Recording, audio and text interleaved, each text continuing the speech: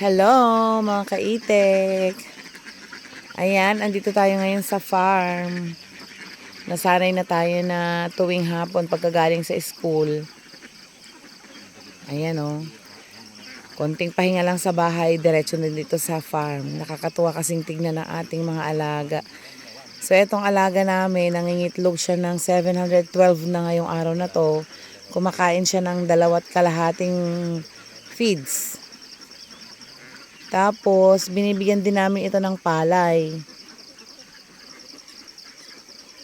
Ilang kaban ng palay naman? Ayan, tapos 2 kaban ng palay. Ayan. Alalay niya yung palay para pag nagutom sila, meron silang kakainin. Ayan o. So, ito po yung isang pangkat. Ayan, madilim kasi eh. Tapos yung mga barako naming maliliit andito sa baba. Ayun o. Ayan, ito yan o. Ayan, ayan sila. Malalaki na sila. Mga barako po yan. Ayan o. Ayan.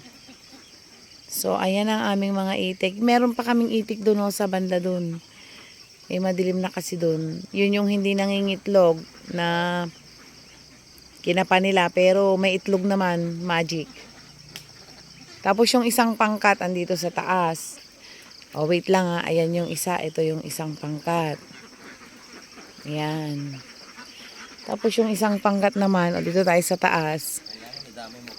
Ayan ang aming magaling na pastol. O, ayan. Ito naman ang aming boss master. O, against the light. Masipag to eh. O, dito tayo sa isang pangkat naman. Same lang ito. Etong itik namin dito sa taas. Ganon din ito. Ako kumakain din ng 2.5 na kaban ng feeds. Ayan. Ayan. Pero eto, ilan ang paitlog dito?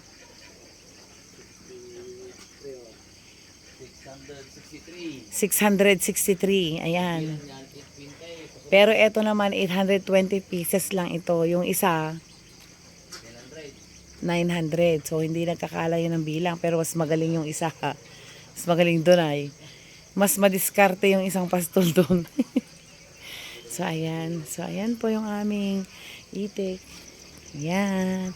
Kaya nakakatuwa ditong pumunta tuwing hapon eh. Ayun o. Ayan. Pag natapos na yung mansion namin dito na pinapagawa. Mansion. Project ng aming engineer. Ayun o yung mansion. Hindi niya makita gabi. Yan. Yan mga kaitek.